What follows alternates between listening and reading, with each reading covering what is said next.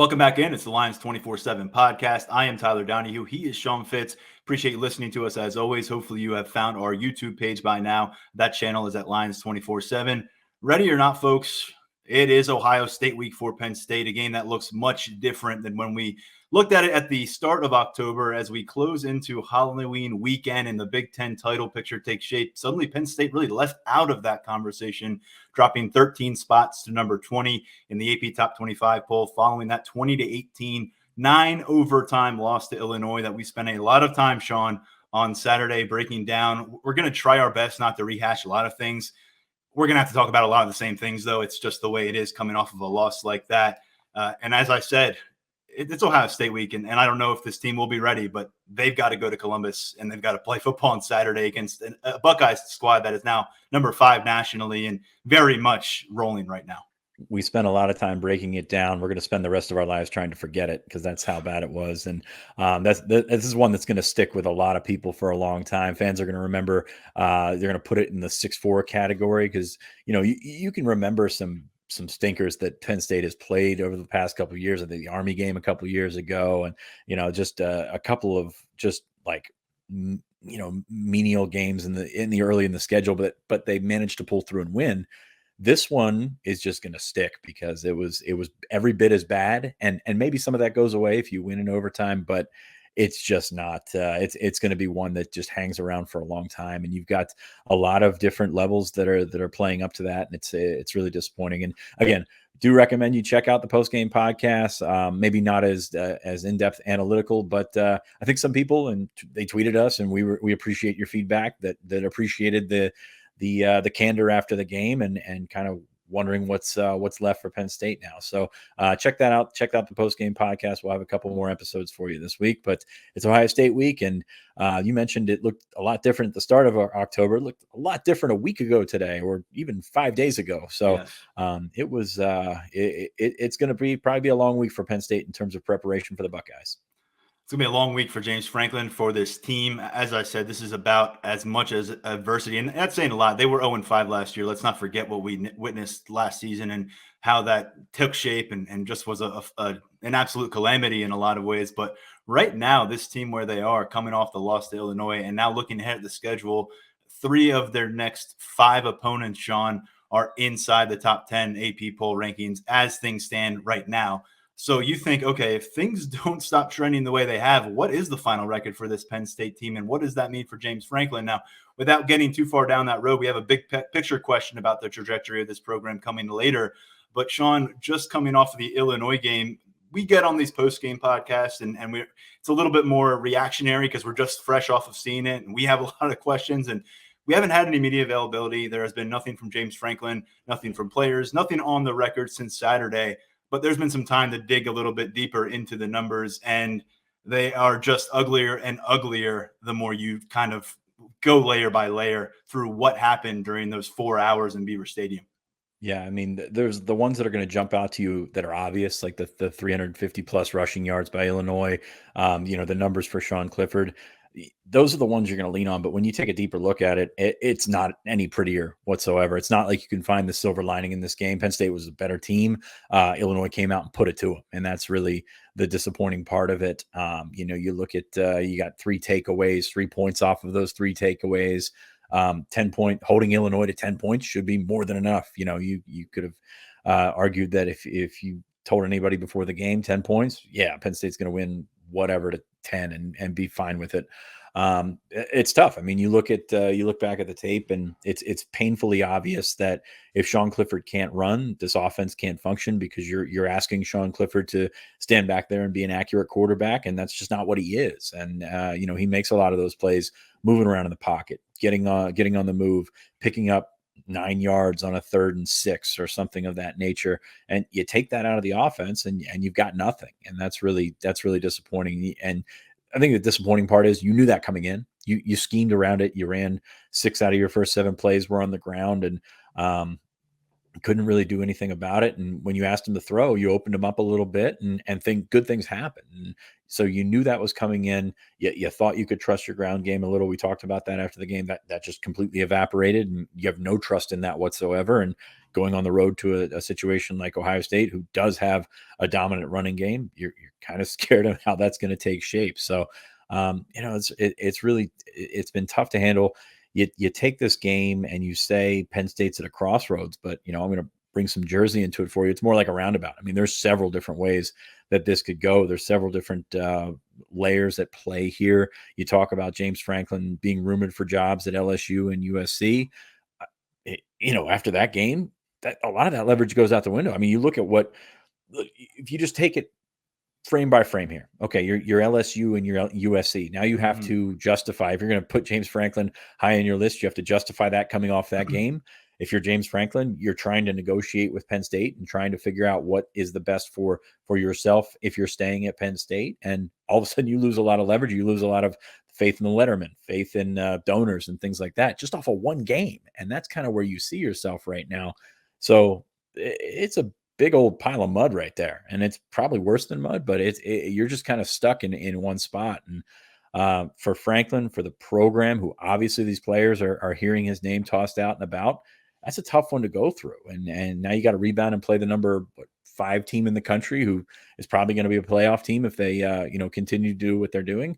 That's not a situation anybody wants to be in. So just at every level, you're in it deep, and that's not a great place to be. And some teams play great with their back against the walls. Other teams can completely implode. And you look at that schedule, and not only do you face top 10 team in Michigan, go on the road, top 10 team at Michigan State, which, somebody's going to take care of that this weekend, and one of those teams is going to fall out.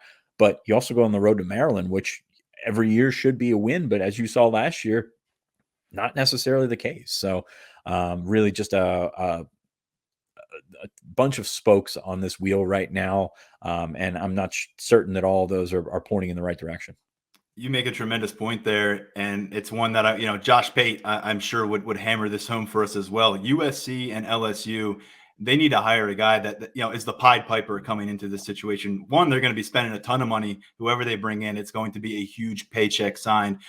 Then you're talking about USC, which it has been some time, but they had a dynasty going, 15 years ago, but that's not that long in the grand scheme. And USC thinks they should be in that position all the time out there in the Pac-12. And then LSU won a national title 2 years ago. So if James Franklin right now is the guy you're trumpeting as the Pied Piper for your program and the guy who's going to get you back to where you want to be, you think it's going to take long for Tigers and Trojans fans and for the national media and the loudest voices in college football to completely derail any perception of good vibes that would come from that move? As things stand right now, I mean, it feels like James Franklin's almost got to go to Columbus and beat the Buckeyes to kind of get himself back to some kind of even keel standing after what he's lost in the last 7 quarters. Yeah, that shine has really worn off from the national standpoint, and from the Penn State standpoint as well. I mean, fans not happy. Obviously, you go out there, and I mean, it's amazing what a game like that can do to you. And you got to try and turn it around somehow. And this is not the optimal way to do that, by going to Columbus and playing a great team at night. So you can fall back on Penn State's done a nice job and played Ohio State better than any team in the Big Ten. But at the same time, Trevion Henderson's over there running for 200 yards a week after Chase Brown and McCray, the freshman, forgive me, I forget his first name, diced your defense, and you don't have your best defensive tackle. So that's it's pretty bleak, not going to lie. I hope we haven't lost our listeners by now. Stay with us. We got recruiting coming up. We got recruiting coming up on the show. Stay with us. We do. And James Franklin has recruiting. He's got the number 3 class in the country, I think it is, maybe 4 class in the country right now. So that's a bargaining chip that he does have going for him right now. And, you got to keep those guys on the straight and narrow. We talked a little bit on Saturday after the game. Jordan Allen no longer in the class. He made that official earlier today. But before we get back into recruiting, I mean, you just look at this loss, and you wonder how far can those waves go? I mean, how far can this ripple effect sort of impact the entire Penn State program? everything is magnified right now, and moments are magnified in retrospect, especially when there was that much football played and such a strange scenario played out there with the new format for overtime, which drew a lot of opinions. But I think, the Jaquan Brisker dropped interception, the Ellis Brooks missed opportunity in the same department, and then obviously 350 plus rushing yards on the ground are going to be a bunch of red flags that people raise to and point to and say, how did this happen? But let's face it, I mean, with that said, 350 plus rushing yards, it was the third most ever allowed by Penn State. They still had 3 takeaways. They surrendered 38 passing yards. They surrendered 10 points in regulation while giving up 350 plus rushing yards. 10 points. And you add Jordan Stout's punting, which again was very on point on Saturday. That needs to be enough. That needs to be more than enough when you're playing a 2-5 Illinois team with the offensive personnel that you have, with the recruiting that you've done at key positions on the offensive line, at tight end, at running back, at receiver, with the receiver you had leading the way in Jahan Dotson. And then you look at this quarterback room, which we've talked about since last January and last February, about where are the supplemental pieces, where are the reinforcements? They never showed up. That is where we are right now. And I think it's clear you start with the quarterback room, but collectively, the offensive implosion has absolutely torpedoed what looked like it could have been a very special season. And it has put this defense on its heels every step of the way, while that defense lost one of its primary components in PJ Mustipher. And again, this is kind of rehashing what we said in the post game, but that defense, as many things as they do have to fix, and that's, you can admit that, had them where they needed to be to win that game. On the flip side, offensively, just painful to watch, painful to follow along as well. James Franklin said after the game on Saturday that playing Sean Clifford, and obviously, injury hampered Sean Clifford, gave them the best chance to win. The worst part about that is I think I believe him. I do too. Yeah, I think and that's an indictment on your quarterback room and the way that you've recruited the position, no doubt. But I think I believe him in terms of what that's doing, and that's gonna cap your ceiling for the rest of the season. If Sean Clifford can't be the guy that runs around and makes plays and is the running threat and really probably your most efficient runner this season. So that's probably the one that hurts the most, is you're looking at that quarterback room and wondering what's going. You look at the future, and obviously Bo Prabula and Drew Aller out there, have you feeling hopeful. But you got to get there, and that's the thing. You're not going to win any games with Drew Aller and Bo Prabula in the 2021 season. Yeah, that's a topic to discuss in January, and that'll be one that Penn State can't wait to get to in terms of a personnel upgrade, you'd imagine. But right now, they have what they have, and they have 5 games to figure out how to get it done, starting this Saturday against Ohio State. And Sean, I do want to reiterate this, that one more point on the defense. They let the Illini reach the end zone twice on 9 overtime sessions. 7 of those started at the 3-yard line. They let them in twice. I mean, there were so many opportunities where they passed that baton to Penn State's offense and said, figure it out, get the end zone, get the win. Let's get the hell out of here with a W, go to Columbus and figure out what we did wrong today. And it just didn't get done by the offense. And here's some pretty painful stats from ESPN. If you haven't had enough pain from the podcast, these just stood out to me. Read through these a little bit earlier in the week. 2 teams have had fewer passing yards than Illinois did in a top 10 upset win during the last 15 years. Penn State is the first team in the last 10 years to win a turnover battle by 3 or more and limit their opponent to less than 2 yards per pass attempt and still lose. We're talking about a decade of college football. And then here's a big one. According to Caesars Sportsbook, Penn State closed at 25.5-point favorite going into the matchup. We both predicted they would cover based on our points spread predictions. Since the FCS and FBS split in 1978, only one other time has Penn State lost as a 20-plus point favorite. That was last year at home as well against Maryland. Yeah, that's fine. And you say 25 points and a half. That means I beat them because I had them at 25. So there you go. Big check for me there. Nice work. Yeah, thanks. Silver linings here is what we do. No, but it's there's really no excuses for that. You can't. You can look back and talk about the missed opportunities and everything like that. But when it comes like that, when it comes to a team at the bottom of the Big Ten physically putting it to you, that's where you got to, kind of draw the line, especially as a program that's prided itself over the years of being tougher than the other team. And now all of a sudden that's not the case. And I don't think this is time for the conversation about going to shotgun and fullback and all that kind of stuff, because that's kind of irrelevant at this point. But, the guys in that room, the guys in that building, not just the coaching staff have to take it upon themselves. We've been talking so much about Franklin and Yurcich and Brent Pry, but players got to take it upon themselves at some point. You wonder if the distractions were just too much. I mean, you had 2 weeks to prepare for this game. Maybe you're looking ahead to the Buckeyes. Maybe you're looking at preparing for stopping Trevion Henderson instead of stopping Chase Brown, and that's what happened. So I think the players deserve a fair share of credit when they win, a fair share of criticism when they go out and play like this. So you hope everyone's healthy coming out of that. I've had my doubts. I was watching the game the other day, and Caden Wallace, I don't think was able to lift one of his arms at one point, and that's that's big for an offensive tackle. So as good as this team looked at points during the season, you still had worries about its depth, but that was mostly on the front seven on defense, that linebacker spot. You're just wondering if those guys, those young guys that we've talked about before, can take a step up and maybe make an impact on the offensive line, at defensive tackle with Izzard and Ellies, and work some of those other guys in there. But you're not going to do that unless you build these leads and get these guys reps and get these guys out there, because you don't want to put them out in a situation that's kind of a no-win situation.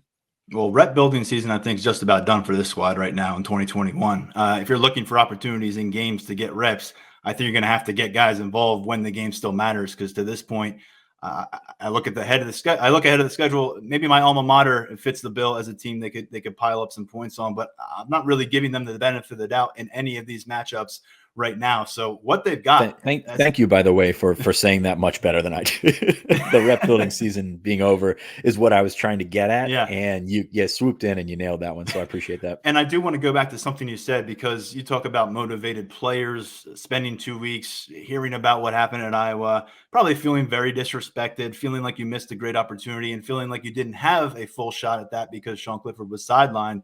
And then you come out and you play this way against Illinois, and there's a lot that falls on the staff's feet here. And we're going to talk about that and continue to talk about that as this week goes on.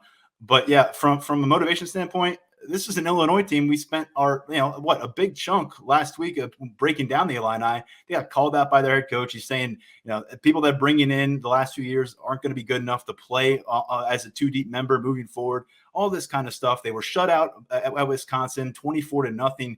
So they come in and all of a sudden they have more motivation than Penn State. And I mean, they did play very hard, but they were really, really poor in key areas, starting at the quarterback position. And they were ripe for the picking here. Even if you played some of your worst football that you have played under the James Franklin era, there were at least 9, 10, 11 opportunities in this game. I think you can count them up from the fourth quarter through all these overtime sessions where Penn State still manages to escape defeat and despite itself end up at 6-1, and they still couldn't get that done. And Sean, I think offensively, I mean, where else can you start the conversation?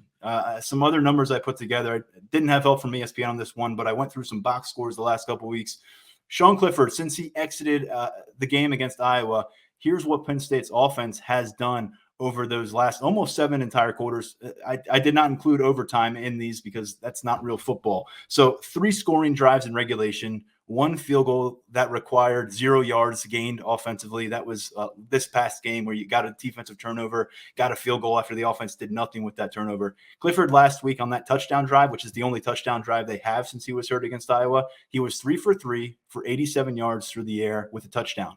Otherwise, over those 7 quarters, Penn State, 22 of 51 combined passing, 91 passing yards, 2 interceptions. You've seen no real quarterback rush threat from either Clifford or Taquan Roberson. Roberson had a 10-yard gain against Illinois.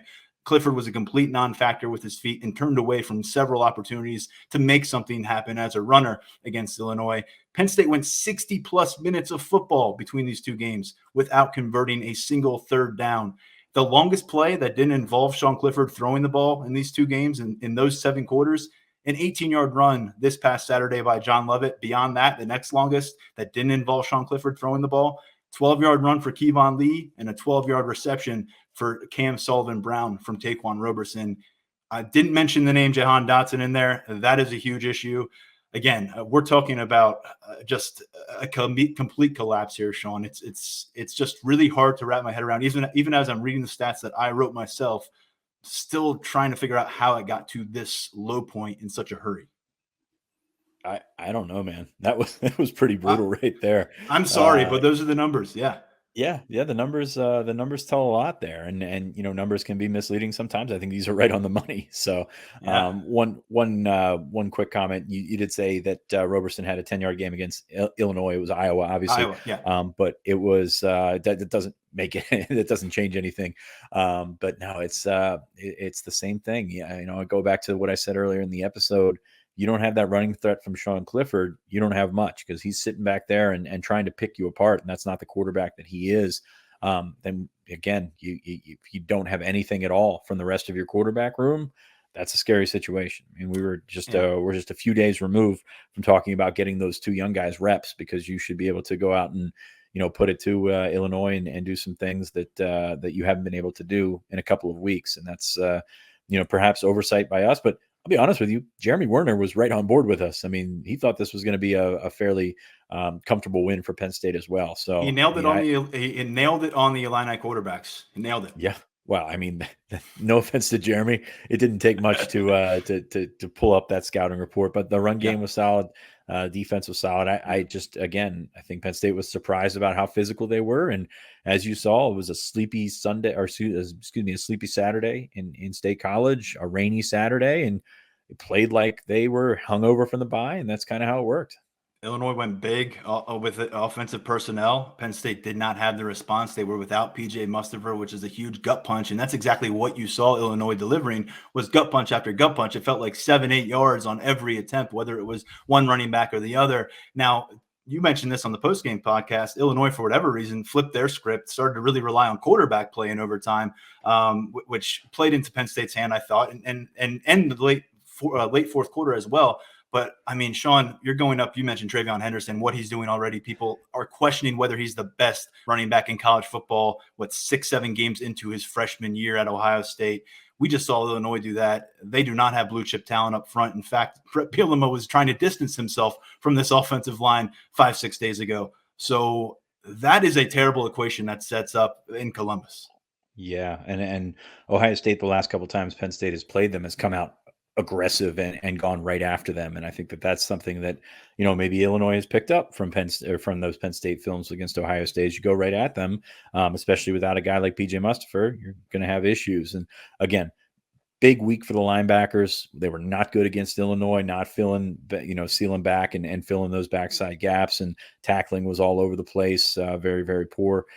It was interesting because there was a lot of, we think about those runs, those big chunk runs that Illinois was able to put together. A bunch of times Penn State had the Illinois back in the backfield, and they, to their credit, finished some of those plays, had some tackles for loss and things like that, or tackles for no gain.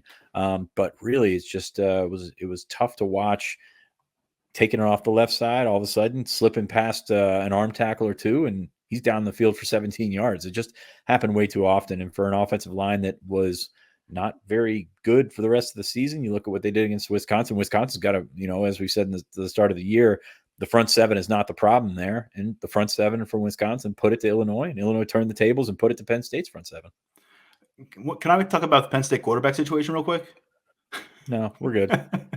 Well, I got one more thing, man, because look, let's be real. If it is what it is, and Sean Clifford's good enough, healthy enough to play right now, but he is as healthy as we saw last week. And essentially you're getting, I don't know, a guy that's not going to make mistakes. That's not going to be the quarterback on the field when 8 pre-snap penalties happen, but he's not creating. And you didn't see Taquan Roberson creating. And this offense requires a creator at quarterback. So if you don't have Clifford as the creator, you have more Clifford, the guy who's not going to turn the ball over, and maybe you can put some drop possessions together. And if you don't have Taquan Roberson, who's a creator, is there anybody else that steps up there? And if those are your two options, I mean, do you have to go Sean Clifford in this situation in Columbus? And I guess the other question is, can you go with him? Is he medically okay to do that? What are you jeopardizing by playing him? There's just a lot involved in this conversation, and I can't find a solution that leads me to believe anything will be improved at the quarterback position for Penn State in this matchup. Yeah, I don't have an answer for you, and that's twofold. I don't have an answer because I don't know what the correct course of action is with Clifford's health, and I don't have an answer because outside of Clifford, you don't know anything about this quarterback room except that you don't want them going into Ohio State making their first start. So I wish I could fill you in with a little bit more color Yeah. on that, but that's kind of where they are right now, and Yeah. kind of played a dangerous game with just having those three scholarship quarterbacks, and beyond having those three scholarship quarterbacks, obviously only one was ready to go in the big time. So that's tough, tough sledding there for Penn State, and they've ran into a kind of a worst case scenario with Clifford getting hurt at Iowa, and it's going to continue to have a ripple effect on the rest of the schedule. Talk about a dangerous game. We're talking about Penn State reconfiguring its offensive line during the second half of game number 7 out of desperation. Now you're going to play Ohio State, where there are freaks across the field from you. Man, I mean, we saw Drew Scruggs end up at center for this game.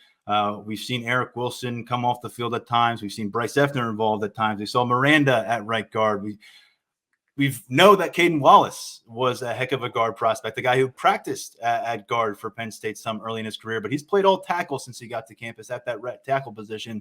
I'm just not sure where Phil Troutwine picks the guys, mixes the guys, and how you do that while also competing against Ohio State and then eventually Michigan and then against Michigan State. How does it not continue to go down the slippery slope here? How do they hit the brakes? I know this is one you don't have the answer for, but if they don't get this one answered, or at least find several Band-Aids and apply them to the situation, this is probably the ultimate death of the 2021 Penn State football season, will be the inability for the offensive line to develop anything of significance. Let's face it, they have not moved guys around. There has not been a lot of help from the tight end unit. There has not been a lot of flash and burst to overcome that from the running back room. And now you don't have a dual threat quarterback in play.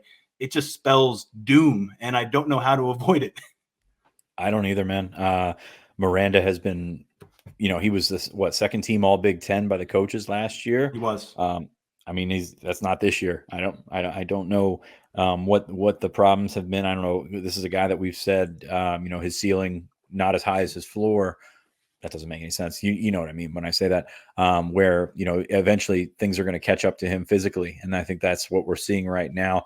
I like Scruggs at center. He has some work to do. Obviously, he hasn't had a ton of reps there or anything like that, but I think he kind of sets the table for the next couple of years as a center prospect. So go with that. But yeah, guard, not strong enough, not athletic enough. Eric Wilson doing what he can in there, but I just, I think he might be in over his head a little bit, kind of like Miranda in terms of athletic, ability and, the short arms and things like that. When you're playing a team like Ohio State, that's going to bring, as you said, freaks up front across from you. And they've had their issues on defense, no doubt about it. But at the same time, that's a matchup that you also favor the Buckeyes. So going to see how they play around, going to see how Bryce Effner fits in. He played some decent snaps. He was kind of a sixth offensive lineman. And, when your tight ends are not blocking like you hope that they would, then all of a sudden you've got to bring in a sixth offensive lineman to try and get that done. So a critical situation. Phil Troutwine's not in a good spot right now. And, you have to question how that coaching job is going as well. So really tough, man. And you just keep throwing these questions up to me. I don't have answers for you, except that it doesn't look great.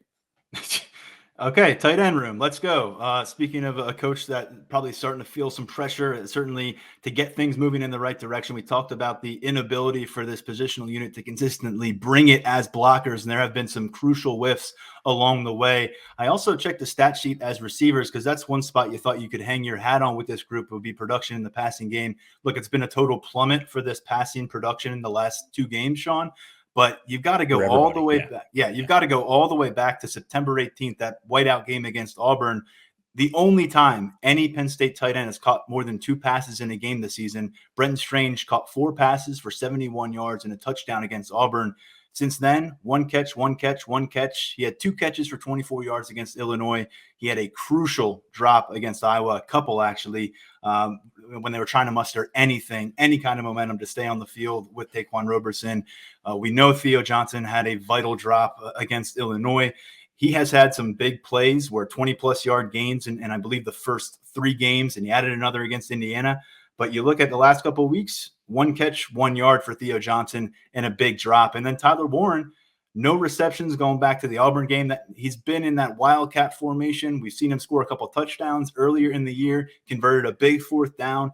I was surprised we didn't maybe see him involved for one of those 2-point conversion scenarios last Saturday. Didn't happen, and he hasn't been an impact player as a receiver to this point. So there's just a whole lot of what happened for me at tight end when I look through those numbers. You mean as a Wildcat quarterback, because he did throw the pass to Sean Clifford that did not get completed. Right. What did I say? Course, so just that he wasn't involved. So 2 touches as a deal. Wildcat QB, 1 4th down pickup, and then the throw to Clifford. Yep. Yeah, so that's kind of where you're at with there.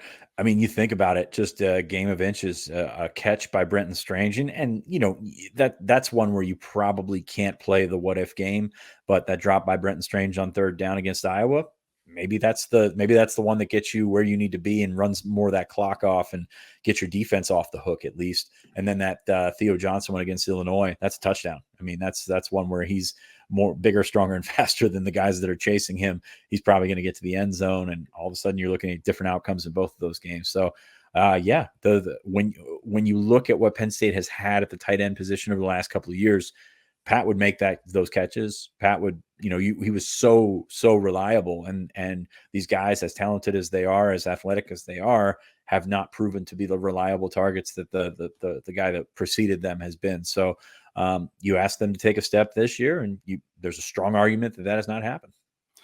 Noah Kane, Sean, is under 3 yards per carry since week 1. He remains the guy who gets the bulk of work. We're just doing the same thing over and over again, aren't we? Just the tight ends to the running backs. They're not up to expectations, obviously. No. Bill Connolly had something today where he was dead wrong about the running game as well. But the worst part is you've seen glimpses from these guys, and that's the thing. You see a different back when Kevon Lee's out there. You see a different back when Noah Kane is out there, and you just Noah Kane at least has the injury to help. I don't want to say help him out, but the injury kind of gives him a little bit of slack. But just this running game in general, you've seen it work before, and now with the coordinator change, it's just not there. Between the tight end room and the running back room, there are 8 former 4-star prospects in 24/7 Sports composite rankings. Right now, you're just not getting what you thought you could. And certainly quarterback play right now, very detrimental to the entire process. But that's where it is offensively. And I think defensively, the situation is they've been getting taxed by snaps since week 1. They had some opportunities in non-conference play and against Indiana to get some breathers, but you go back to that Wisconsin game, they're playing 90 snaps right in that ballpark. Illinois completely dominated time of possession. Iowa dominated time of possession after Clifford goes down. And along the way, you say goodbye to PJ Mustipher. You never had Adiza Isaac. You never had Akeem Beeman.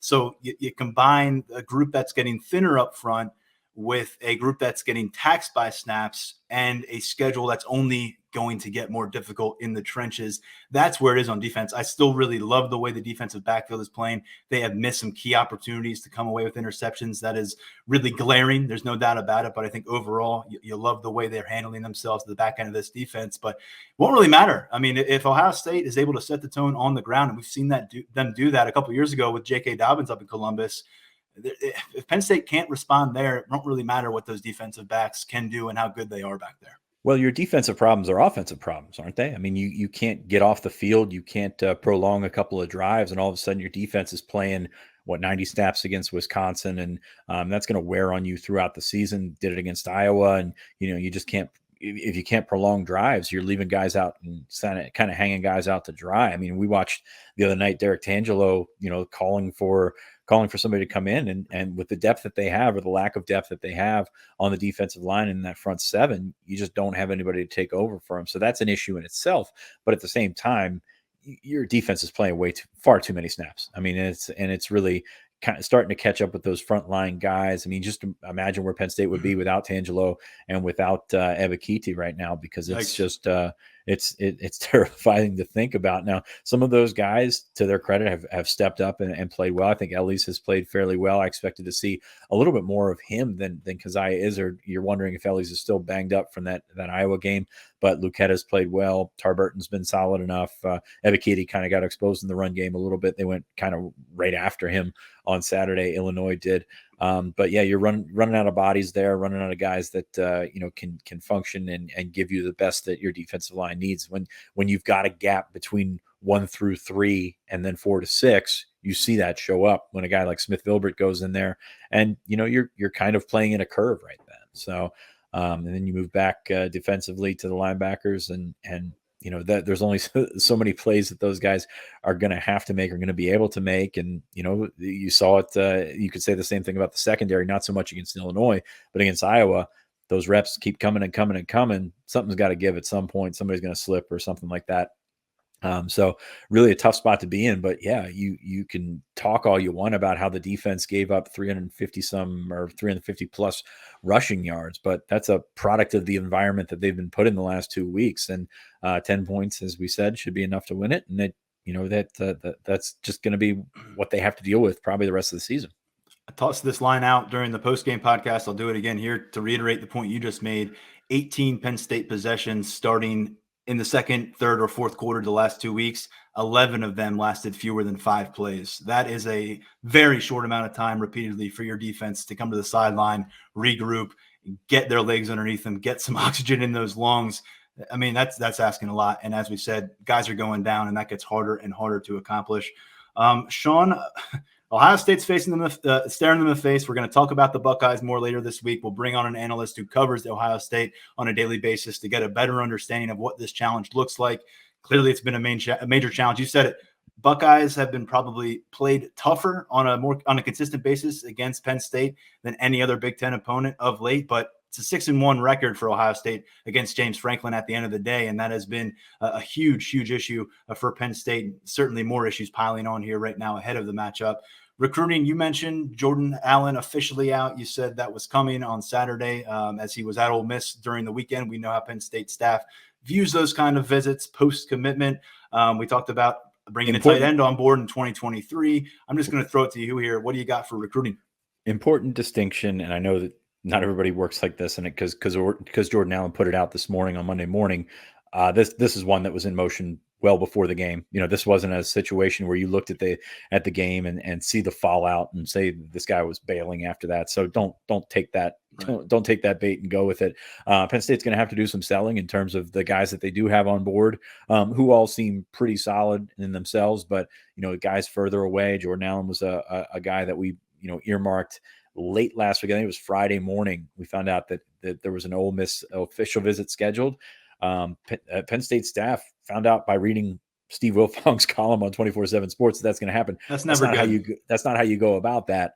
There's obviously the policy that they don't want anybody visiting anywhere else, but it goes to another level when you don't tell them that you have plans to visit to another school. So thought that visit was off, and that was not the case, and took care of itself, and that's where you're at. Penn State, of course, tight on scholarships to begin with. So, if you're going to lose somebody, the corner from Louisiana, it's only been on campus one time, is probably a logical place to start. But you're going to have to continue to see what you've got for the 2022 class. Obviously, still want to bring in a linebacker like Jay Sean Barham. Still looking at Taylor Stubblefield was down, seeing Andre Green. I think Penn State's pretty much out of that one, but for the most part, they're still trying at least. And then there's a couple other guys that they're after. Be interesting to me. The most interesting thing to me about the Allen thing is you don't necessarily have to replace it with a corner. You don't have to necessarily bring in a defensive back. Allen, I think some projected at safety, some projected at corner. Penn State had him as a corner, but I think this probably gives you a little bit more wiggle room in the transfer market, and that's probably where if you're looking at the roster buildup and the roster makeup and things like that, I think that's probably where you can benefit from it the most. I think if I'm calling the shots, and very clearly I am not, that's where I go with it, is to try and figure out something, up front on both sides of on either side of the ball, and go from there. So you look at that, and it's more of an 85 play than the current class. See how that works, but I think it's going to give them a little bit more leeway in the transfer market. And Penn State addressed the cornerback position twice in the transfer market last offseason. And of course, you got Tariq Castro-Fields as the super senior. He's going to move on. And just going to say it, third-year freshman Joey Porter is NFL draft eligible. So keep that in mind as well. Sean, our five-star mailbag question leads us right back to recruiting. And it's a very fair question at this stage. Penn State has been on a roll with recruiting, even after a rough 2020 season. If things continue to go badly for the remainder of 2021, could it realistically ruin recruiting plans? And we've said this a lot. Penn State built this number 1 ranked recruiting class without going and on the field after a 4-5 season. That said a lot. Now they got another storm to weather, especially if they pick up loss number 3 in a row on Saturday. I'm not saying it's going to ruin recruiting plans, but it is difficult to ignore when the on-field product starts to slide and you're 2 months out of National Signing Day with a group like this. Yeah. I mean, the vultures, they're going to be circling, or the sharks, or whatever you would want to call them at some point, is going to be trying to call up Penn State recruits and say, this is what's happening. You can bet that the Franklin stuff is being leveraged against them. I know I've talked to some commits that have said, other schools have mentioned that he's going to be out of there. So you've got that working against you. That's the thing that could realistically ruin your recruiting plans right there. As if he leaves, because you can always spin it. I mean, you can always turn it around and say, you're the missing piece. You're going to play early. Look at what is out there. You look at the receivers that are out there. You're only playing 3 receivers right now. So you've got an opportunity as a freshman to come in and play. So there are ways to shine that thing up and make it look a lot better for these kids that are coming in. So I don't really see a big fallout or anything like that. You got to get to the finish line. Obviously, the first signing day is huge for Penn State. So you've got to get there. If Franklin is still on board and ready to go 100%, then I think you'll be okay. But at the end of the day, that's the thing that could sink it, is if there's a coaching change, which is not deep insight or anything like that. And I'm not saying that Franklin's staying, going, whatever. But that's the thing that would change everything.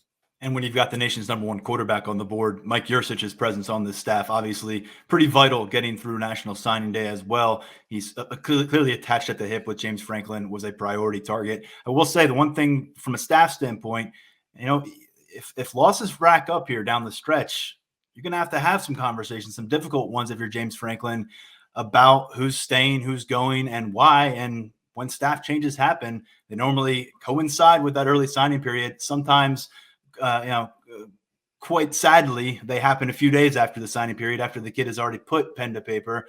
But that's a realistic thing about this. The ramifications of losses are terrible on the recruiting trail for more reasons than perception. It's because all of a sudden the trust and stability that you see within the facility, and you say, well, that guy's not going anywhere until he becomes the head coach or until he gets promoted from another program. If guys are leaving for other reasons, then that starts to, potentially shake up the security that you have with guys who have been committed for a long time.